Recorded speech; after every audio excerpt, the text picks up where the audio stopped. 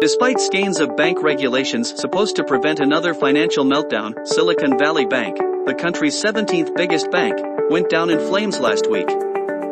It was the second biggest bank failure in U.S. history and has prompted a lot of finger-pointing. Management messed up by not addressing a serious cash shortage until it was too late.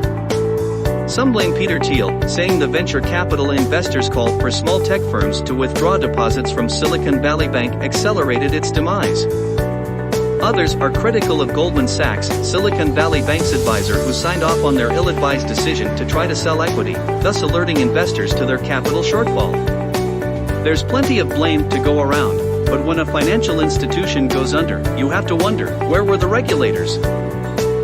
After all, there were more red flags than you see at a CCP convention.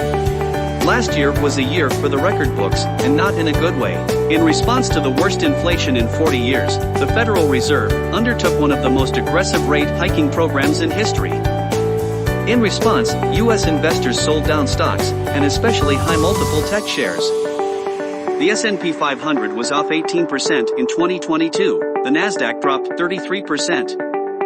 In addition, last year was the worst year ever recorded for U.S. bonds. The total bond index, which tracks high-quality U.S. corporate and government debt, lost more than 13% in 2022. Thanks to trillions of dollars in government spending during and after the pandemic, and to massive money printing by the Federal Reserve, banks nationwide enjoyed a massive influx of deposits beginning in 2020.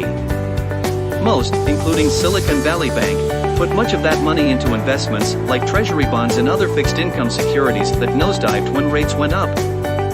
Federal Depository Insurance Company filings show that U.S. banks took over $600 billion worth of unrealized losses last year. That's a major red flag.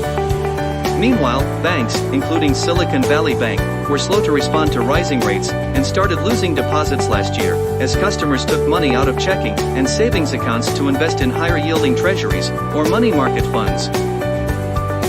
What do you guys thinking? Drop your comment below.